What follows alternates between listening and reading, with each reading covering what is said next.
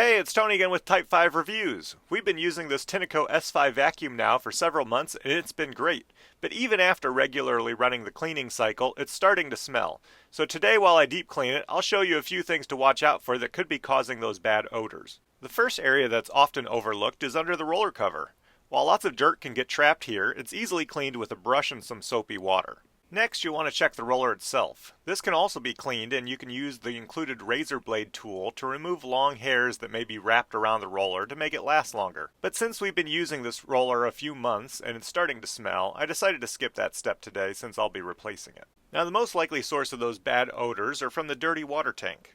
The tank itself is relatively easy to clean. Just make sure to scrub the entire inside of the tank, use the included wand to clean the center tube, and scrub down the removable plastic guard that attaches to the center tube as well. When cleaning off the top of the dirty water tank, pay close attention to the bottom where dirt can get trapped around the filter area, and be gentle not to damage the metal contacts that are used to sense the water level in the tank. Next, you'll want to clean out the vacuum head. While the vacuum does a really good job at cleaning itself, over time junk can start to build up in the tube between the roller and the dirty water tank. Unfortunately, the included wand is too large and not flexible enough to clean all the way through this tube. But I found that this flexible aquarium brush does a great job at clearing any leftover debris in the center tube that can really cause some bad smells. I'll leave a link in the description below for anyone interested in one for themselves. To finish cleaning the vacuum head, you can use your sink sprayer to rinse out the center tube.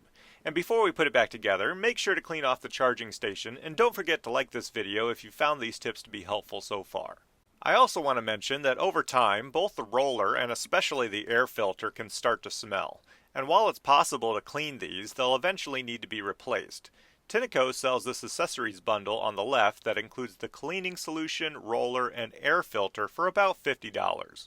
However, I found that these replacement rollers and filters on Amazon are almost identical, and you can get two of each for a little over $20.